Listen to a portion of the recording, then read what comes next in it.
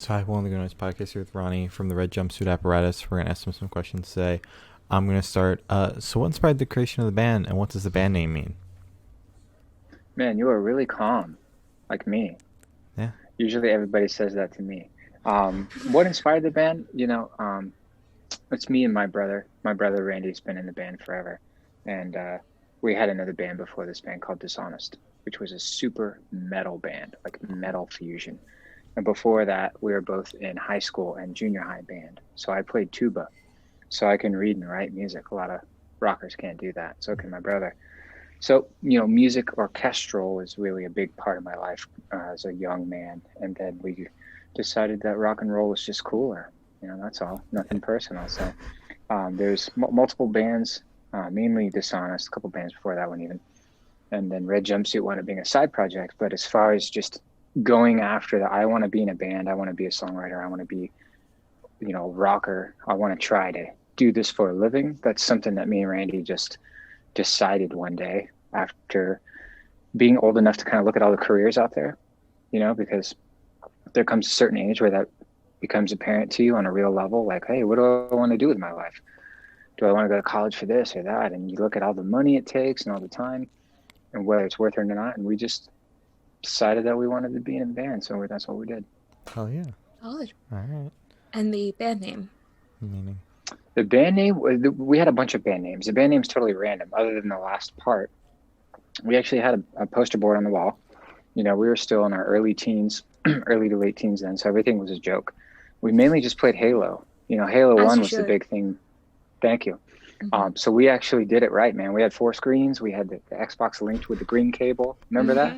Yeah. Nobody even knows what that means these days Yeah. because, there was no online multiplayer, you know what I mean? Yeah. And we'd have all of our friends come over and we'd do these huge Halo parties. And then afterwards we would jam. That's how Red Jumpsuit Apparatus started. Like, it was always just me. I had all my jam stuff in the room because my other band, which Randy was in, he was the lead singer and I was the drummer. So all the gear was there and set up because that's where we practice. But after Halo practice, I would go sing these punk emo songs, and everybody who I hung out with was musicians. So the band's always just been my friends at the time, including how it started. We threw a bunch of names up on the wall that were all completely dumb. Umbrella Ninjas almost won. And I wish it did now because Umbrella Academy's all big. Yeah. You know what I mean? Like, that would have been kind of an interesting twist of fate. But the Umbrella Ninjas was one. There was all kinds of goofy stuff. And we came up with the Red Jumpsuit. And I thought it sounded a little bit too close to Yellow Card, who was from our hometown, Jacksonville, who we loved and thought were a great, awesome band. Seen them many times before they were big, just as a kid at a garage show. So I was like, Red Jumpsuit, Yellow Cards. We need another word. Like, it's too close for me personally. I don't want to diss anybody. My bass player, who actually never got to play his first show, but he was the original bass player, James Gums. He's a super genius. He's been, the military came and grabbed him, and he's been gone ever since then, since we were like 18. He still works for them doing smart stuff. We'll just say that. He goes, what if we put apparatus on the end? Because then it can mean anything. So we literally named the band that way it can mean anything. So there's no ultimate meaning. It's just, there you go. Just whatever you make of it. Oh, yeah. Thanks, James. He's way smarter than me. I took his word for it. Yeah. And it worked Thanks, out. James. It worked out. Yeah. So congrats on your most recent release, The Emergency. How do you feel about the response to it so far? The Emergency EP has been awesome, man. I mean, if you look at the stats, they're all maxed out. So, like, best release we've ever had on Spotify with playlists and whatnot. And YouTube, we've had more views on our lyric videos and our one official video for the real world than we had any other year. So, like, even though all of 2020 was so crazy, a lot of artists were pushing back and, didn't want to put the music out. But I tend to write inspiring music. So I thought, hey, if there's ever a time that we need some inspiration, it's right now. And it was still kind of a tough decision to make. We were really nervous about it. We almost didn't do it. But I'm happy to say that with our fan base, I can't speak for everybody out there. Some people don't even like emo. They don't want anything to do with it, period. It's country or death, you know what I mean? Or whatever in death. And when you meet those people, it makes sense. You're like, okay, I get it. You just don't like any emo bands. It's not that you don't like my band. You're not interested in rock in general. Yeah. So, but to the general rock world and our fans specifically, like, yeah, man, it did as well as it could. So we're pretty grateful. I'm just super grateful, really happy with it. Yeah. Good. I'm I happy fi- to hear that. I finally got a chance to listen to Yeah. it after it like kind of flew under my radar, and I was like actually blown away. It's really, really good. Mm-hmm. Thank you very much. Yeah. Yeah, we have a tendency to do that. We fly under everybody's radar, and we've been doing it for a long time, and we just don't worry about it. Yeah. We don't worry about it because you don't really have to force anybody to do anything anymore. They'll find it. If it's good, they'll find it. Yeah. Mm-hmm. Wasn't trying to like offend you by saying that. That's just kind of what happened. It flew under my radar, and I No, finally found it. Yeah. believe it or not, it's a strategy. Think about it. All right. Mm-hmm. Game plan. So is there any meaning behind the EP name or cover art? Yeah, so the Emergency EP is the first time our lead guitarist, Josh Burke, has named one of our releases. So he's been in the band a long time. But this time he looked over, I was like, man, I don't even know what to call this thing. We had all these songs minus one. We hadn't recorded Please Unfriend Me yet because we recorded that in quarantine. But all the other songs were already done. And he's like, I keep thinking about that song, that line from Brace Yourself. Case of emergency. What do we call it? The Emergency EP? And I was like, whoa, that's sounds good to me. Like, I'm just a really simple guy. So like, I've never really been great at naming things. Like our first album that everybody really knows the most, called Don't You Fake It, that's just a line, one of my lyrics from one of our songs called In Fate's Hands. So because of my lack of creativity when it comes to specifically naming albums and EPs, we usually in the past just take one of my lyrics. And so again, it happened with Lonely Road. That's the title lyric from Lonely Road. We use that. Again, it happened with Am I the Enemy? Title track, we'll use that. So, that typically is what happens. So it was nice to have Josh just kind of look over and say, how about just the Emergency EP? And I don't know, I liked it right away. Oh. Simple, solid. Can you tell me about your writing process for this EP? This one was different, we've been in band a long time though. So 17 years recording, touring and all that, like you're going to try different things. In the past, it's always really been me doing a lot, and then just whoever I happen to have in the band at the time jumps on the instrument and tracks it out. But this time, it was all Josh and my drummer, John, who also mixed to the EP. So that's such a huge part when you're talking to somebody and they're listening to the new EP and they're like, man, it sounds great. We did not use some famous producer and mixer. We did all of that in-house. And that's just, to be... it's easy to say, but hard to do and then have success, So I'm very proud of that. So Josh, this time around, Josh and John Espy, Josh Burke and John Espy wrote most of the music. I barely even touched the music, which is super rare for Red Jumpsuit. The songs, however, I wrote all the songs, all the lyrics, the melodies, I arranged them and I produced them. So they sound like Red Jumpsuit because I've been in the band so long and I got all the clothes. So, I got to be the guy that does that, you know what I mean? But other than that, all the riffs and the cool like musical things that normally I do, and if I don't do it, Randy, my brother, does it. They did it all on this EP, and I think it shows. It has a younger, kind of different edge to it. Hell yeah! So you said like everything was done in house. Is that going to become like the new norm, or was it just the case for this EP? One? Yeah, that's a good question. Because we are still independent, a lot of people say they're independent, but they're signed to an independent label. That's not independent. That's signed to an indie label. Because we're truly independent for the last decade straight, we did sign a distribution deal. And again, to get specific, that's just a distribution deal. It's not a record label, not a record deal. And there's a huge difference in two different contracts and all two different worlds. Yeah. With that being said, we've remained independent for the last 10 years. So if we were to sign a record deal with, let's just say, Sony or Warner Brothers or some big company, they would probably take that over. In the event of that happening. But we don't plan on it happening. But I don't like to say never, because I've learned in life when you say never, it comes back and smacks you in the face. You know what I mean? Yeah. So let's just say that's not the plan. But the plan is to continue to kill it on the underground, which is where we're comfortable. And, do it all in-house from here on out. As long as people still like it. I mean, easily this thing could have came out and nobody liked it. Yeah. That can happen, especially with 2020 being all upside down as it is. So like, it was actually more shocking that it was received as well as it was than the other way around. So, that definitely made me feel good about producing, but it's not my first time producing the band. I produced a lot of the stuff before we got signed. And I also produced the Hell or High Water EP, which was our best EP until this one. You know what I mean? So, but having John mix, our drummer, really helped me not have to send it to anybody. we like you said. So we'll see. That is the current plan. Okay. Okay. And I also want to ask about how it was like recording a song in quarantine, because like you guys have been a band for so long, so it was so different to kind of It do it was like that. different. It's kind of like how I'm talking to you right now. Yeah. Like I was Zooming the guys, and we did a lot of Zooms. All of a sudden, I know what Zoom is. You know what I mean? Like before this year, we had never Zoomed one time. Yeah. And now we got some hours logged in. I got the pro membership now, or whatever it's called. Because I kept getting cut off. Yeah. But it's just, it was uncomfortable. I'm not gonna lie, because we like to get in a room and get loud. We are a real band that started in a jam room.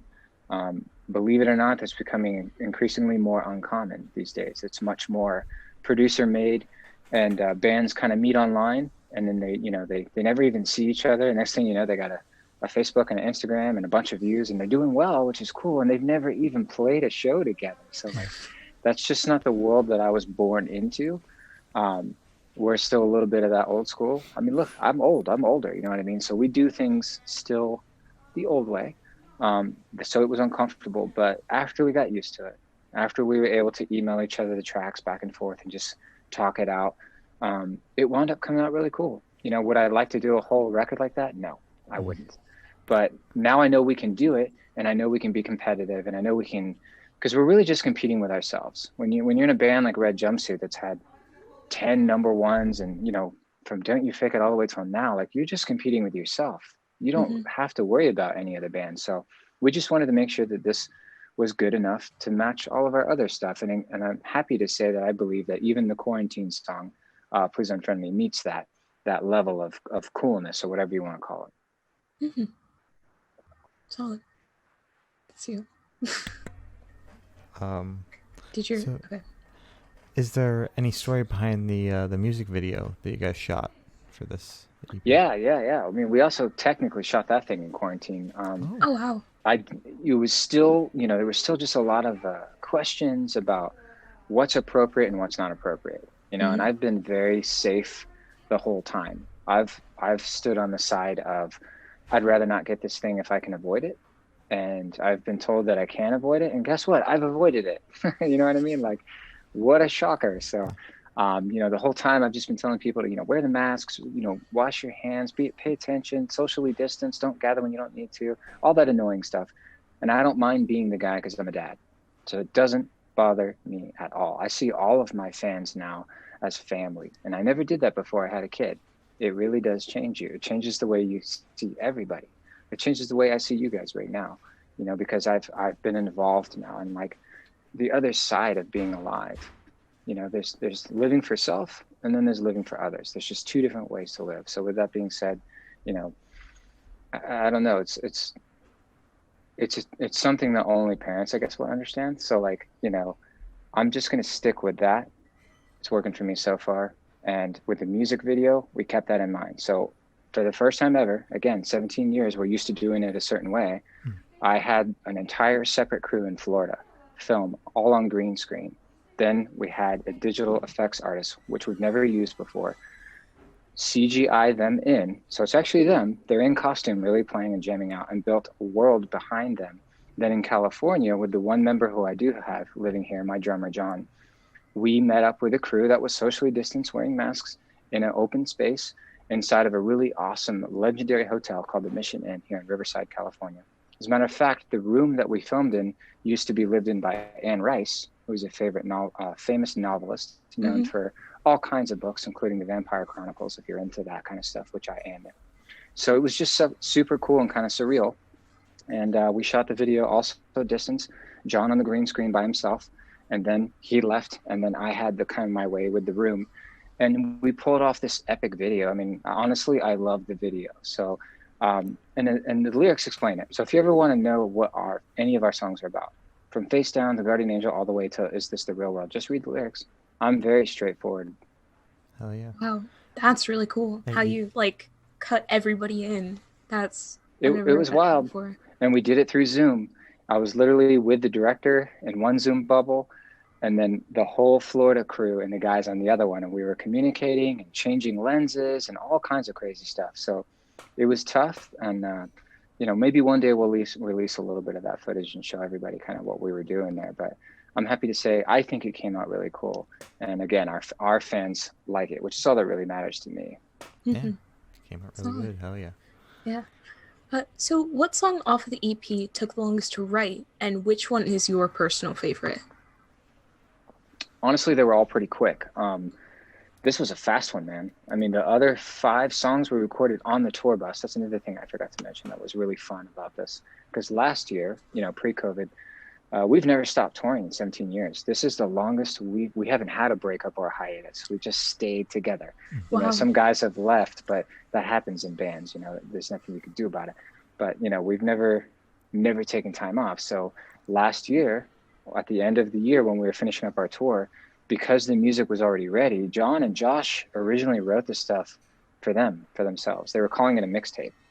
And I would hear it every now and then and be like, hey, that sounds pretty cool, but I would change this or that. And they'd be like, they didn't want to give it to me because they knew what was going to happen if they gave it to me. Mhm. But eventually, luckily for all of us, they decided that they wanted to share it with Red Jumpsuit, because Red Jumpsuit's kind of a machine. Once you give it to me, it's not going to be what you gave me. It's going to be a Red Jumpsuit version of what you gave me. And the cool thing is they're in the band. And that's what I was trying to tell them. I was like, you're only going to like it because you like all the other stuff. And they wound up seeing it my way, and they forked it over. So right away, I reproduced it, and we tracked it. I mean, we tracked all 5 of those songs in the tour bus in like 3 weeks, which, by the way, is lightning speed if you know anything about album production, other than that one quarantine song. So it just came together really quick, probably because it was something that John and Josh had already been working on, I think, for years, to give them due credit. By the time I got around to it, it was already very, like, what would you say? Like, it was already very posh. It was just all defragmented and unorganized. But all the ideas were there. Okay. Very cool. And your favorite? Oh, my favorite? That's such a hard question to answer always. But mine's the just the super punk rock one. It's called A Long Time Ago in a Galaxy Called LA. I mean, I'm also a super Star Wars fan. It's not something I fake. Like, there's Star Wars I saw stuff. There's BB-8 over there. It's just all over my house and part of my life. And, ever since I was a youngling, I've been hardcore. So that one was just really fun for me. So, and I love doing that one live because it's so much high energy. Yeah. So where was your headspace at while you were writing this EP? Again, it came together really quickly, and the lyrics are very straightforward. So I was just writing about things that I thought were important back then in 2019. And then lo and behold, the EP comes out and it's like, whoa, all of our friends are like, this is super relevant. Did you record this last night or last week? I'm like, no, these are things I was already thinking about, just like you guys. Because anytime you see something happen in the world, something else happened first. And that's a big part of the dialogue that's being missed right now. When people get angry or upset and then they do this or they do that, that's because for a long time before that, something was happening to them. So, I was just a little bit hip to that wave. I'd like to say, because obviously we recorded these songs in 2019. And, I just try to think about like what our fans are going through. When people comment on our comments, we actually read them because we're independent. We don't have a label running our social media, and it's been like that for a decade. So we're pretty in connection with our real fans, the people who consistently engage, the people who reach out to us. We have had fans who have asked us for help, for guidance, for advice. So when they're sharing those with me, I try to think about what they're saying. I try to put myself in their shoes.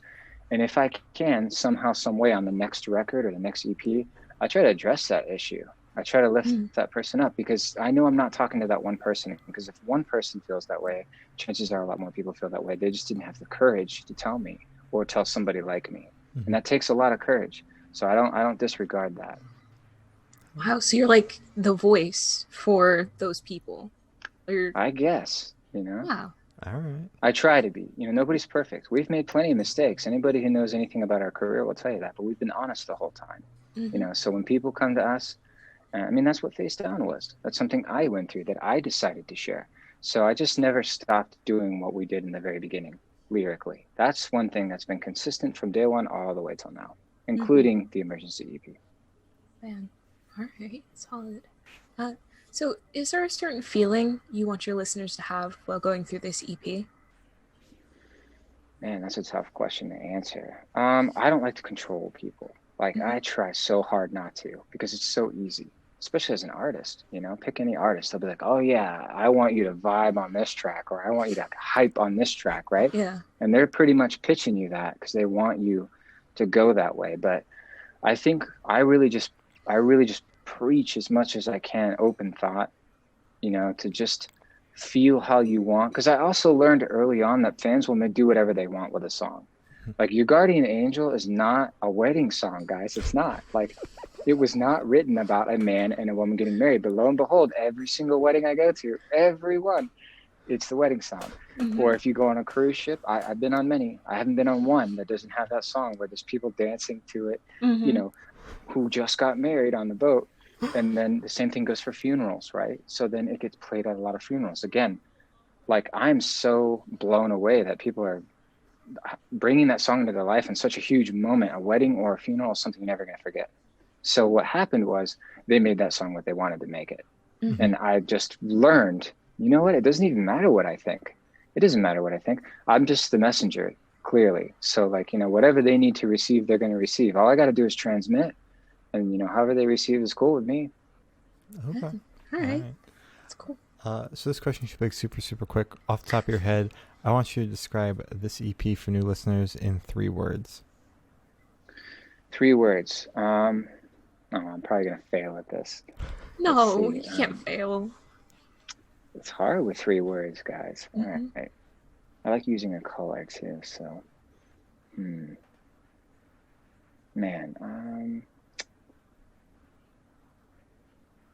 Oh, dang.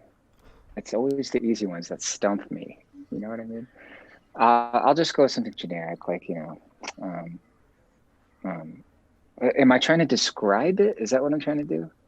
Yeah. Yeah. Yeah. How about not a sleeper?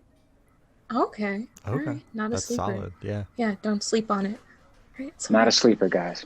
Mm-hmm.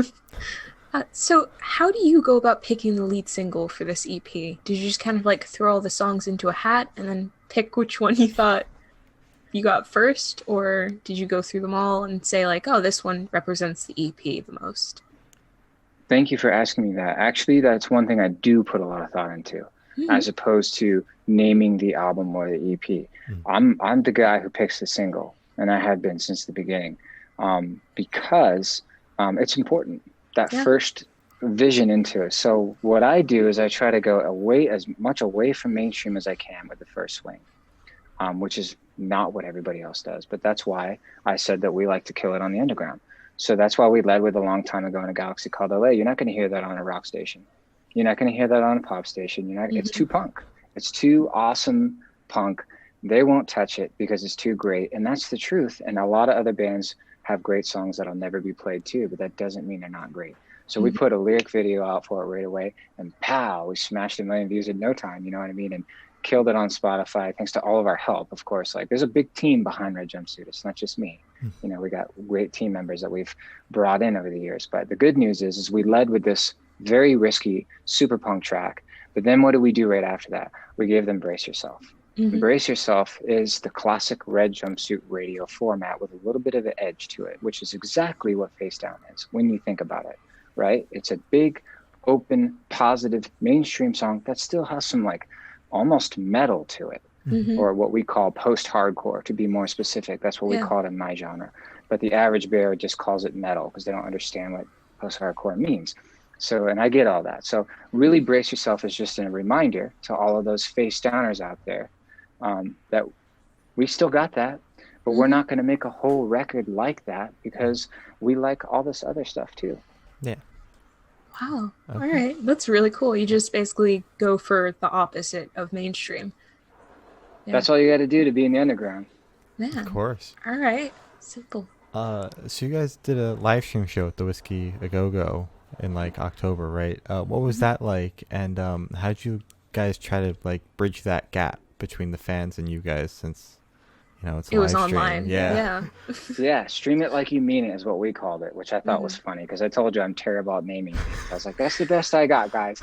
And you know what? We're super awkward. Like, we're super awkward. I'm a Twitch streamer. Like, we're not the average rock and roll stars, if you will. We just never have been, even if you go back and look at, you know, how we were. So I'm glad in hindsight that we stayed relatively regular, but Stream It Like You Mean It was super fun. More importantly than anything, I hadn't seen my brother or any of my bandmates since March, since early March. So it had gotten to the point where we were just really starting to miss each other, and the morale, not for the band, it was a weird position because the music was doing so well. And I felt bad for John and Josh because they had such a huge part in it. And we're, cranking out all these cool reviews, and all the fans were like, we love it. And we can't play it. We can't play it because we don't live next to each other. We at least, trust me when I tell you, if we would have all lived in the same state or the area, we at least would have been hanging out on the weekends jamming it just for ourselves in the jam room, not streaming it live, just because we actually enjoy each other's company and we like to jam. That's why we do rock music, so it was a little weird. We were all feeling a little itchy to just get together and see each other. So it took a lot of planning on my end to do it properly. I flew some guys in stages and I quarantined them. As wild as that sounds, I did that. I did all of those things. And the only guy I didn't do that drove all the way from there to here, and with all the measures checked. So like a chess game, I moved them around each other until I got them all around me. And then I kept them all in one place. And I made them rehearse every single day. And that was the only thing they were allowed to do.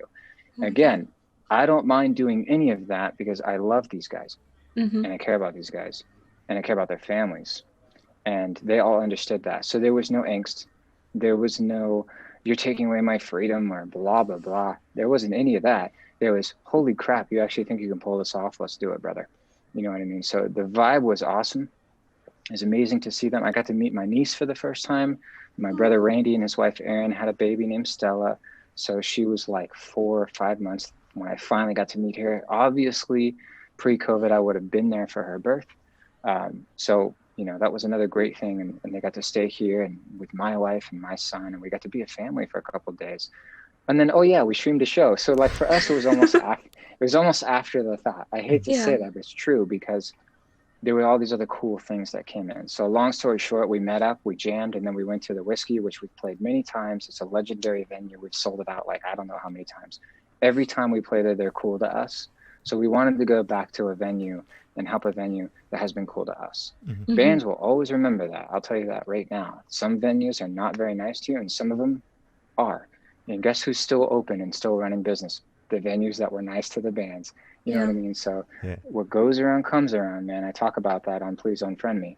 And you can see a lot of that happening in 2020. You know what I mean? So we got together. We did a live stream. It was our first time in 17 years.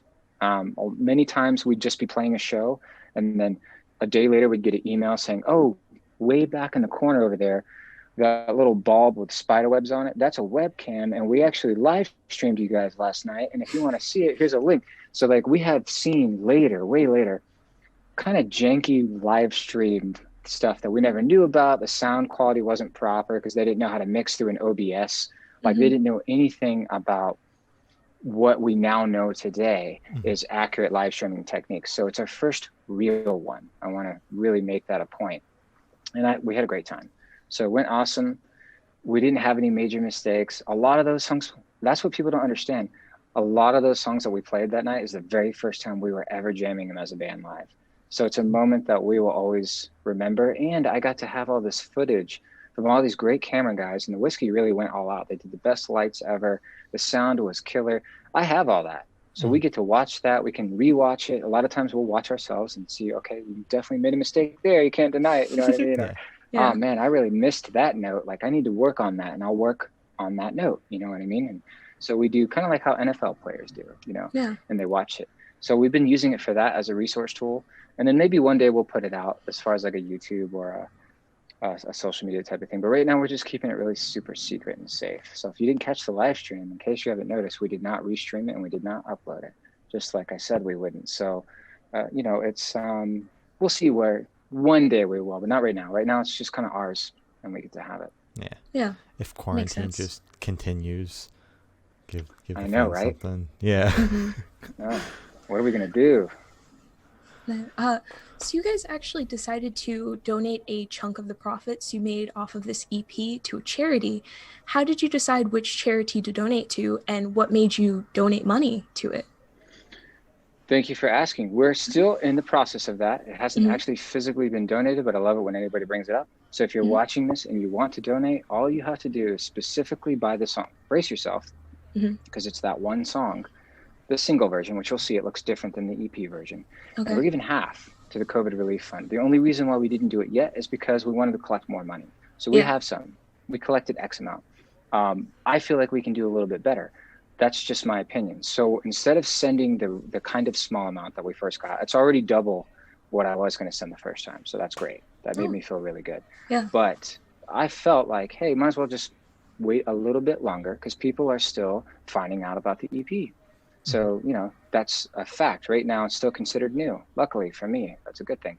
So we're going to go ahead and make that donation before the first of the year. And the donation is just simple. It's the COVID Relief Fund. So everybody knows about it. It's very legitimate.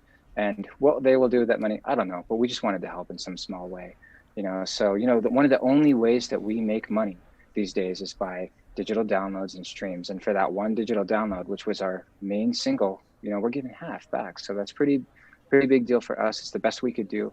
You know, we couldn't really do anything else other than that, other than have like a COVID relief shirt. And to be honest with you, I think that's been done enough. You know what I mean? Like, so many bands did it right away. I was like, whoa, like I get it. Like I love raising money. I mean, come on guys, we've been doing it since Face Down. Like I love helping a cause, but I'm not going to be the 15th band today that comes out with the next one. You know what I mean? So like I had to think of something. So it's the best I could think of on short notice. And we are going to be making that donation. I'm just letting that pot get a little bit bigger because I can.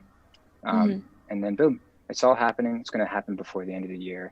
But I am happy to say it's a lot more than it was in the beginning. And the reason why is because our fans are just like me and they stream more now. You know, they use Spotify, YouTube, Apple Music, Pandora, and they don't buy. So the people who did go actually buy the song, they literally bought it just to donate. Yeah. You know, so that's kind of cool. So it's not as astronomically high as back in the day where when we, you know, like when a Face Down or any song from 2006 came out, when people still bought CDs, you know, that was these round things that we used to stick in stereos that you guys probably don't know about. Yeah, kids don't even know what they are these days. I have one right over here. So I collect you got one? Like, Did you get it from the antique store? No, Okay, one of our friends sent their new single on one all of right, these I like mini your discs. friend. There you go. Dude, that's how we started. All we ever did was write our own song names right on those burn discs, you know, way back in 04. So there you go. That's what's going on with that. We will be making that donation. And anybody who did buy specifically Brace Yourself on iTunes for the fundraiser, I just want to say thank you. Because now there's a lot of them. Hell yeah. So I would assume you guys are going to pick up touring as soon as that's allowed, correct? Yeah, you know what? It's such a weird question, right? Because some bands are touring now. Yeah. Like it's weird. Like they're doing it low key and they're kind of like not talking about it. And then every now and then you'll see press on it and everybody's like hating on that band or whatever. So we have not done that. I told you I'm a dad, so I want people to be alive in general. And I look more to those things than I do money. I'm not monetarily driven. So tour is the best thing in the world. It's so much fun, but not right now. I don't think it's a very good idea, and neither do any of the smart people. So when the smart people tell us it's all good, you're going to see a whole flood of bands announcing shows. It's going to be wild. Like every band you've ever heard of is going to be playing again. So it's just a matter of time, and we're just another one of those bands. When will that happen? I have no idea, but if I had to guess, or if I had to hope, I'm hoping by next spring. You know, I'm hoping next April, May, maybe even earlier, who knows. And if that doesn't happen, then that's okay, because it will happen, because eventually we'll get through this. You know, we just got to stay positive. So I don't think touring's over forever. I know that it's coming back. And as soon as we get the go ahead, because, you know, if we went and booked a tour right now, well, we can play a show in this county, but not this county. And then we can play a show in a county in this county, not county.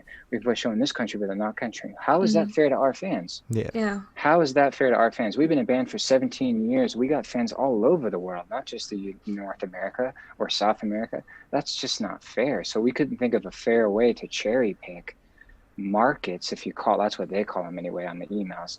We just don't look at things that way. You know what I mean? So when it's fair for everybody, that's when we'll do it. Okay. And what can fans expect from your shows then once they come back? We're a real band. I like to remind people of that. So there's all different kinds of rock shows going on right now, where it's just kind of a bunch of tracks and like, all of these big screens, and there's a lot of production going on, but no one's actually playing their instruments.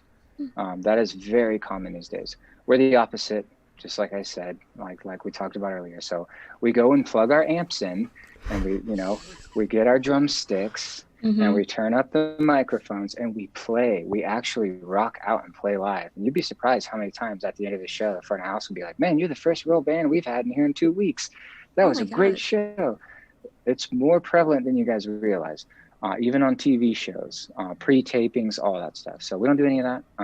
So you might be a little shocked if you've never been to a real live show before, because it sounds awesome. It rocks.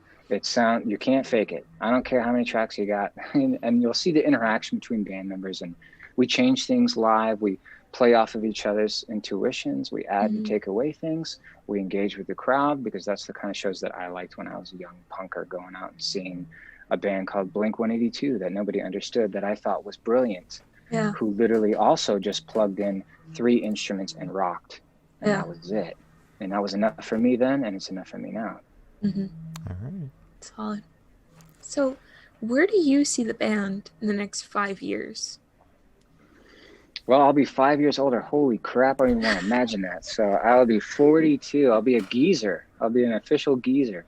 Hopefully I'll have some like gray beard going on. I definitely want to do that one day. But I told my wife I'm not cutting my hair again because it's starting to go gray. I want to have long, white Shaolin monk hair. You know what I mean? Yeah. So that's my goal. So hair-wise, we'll go with that.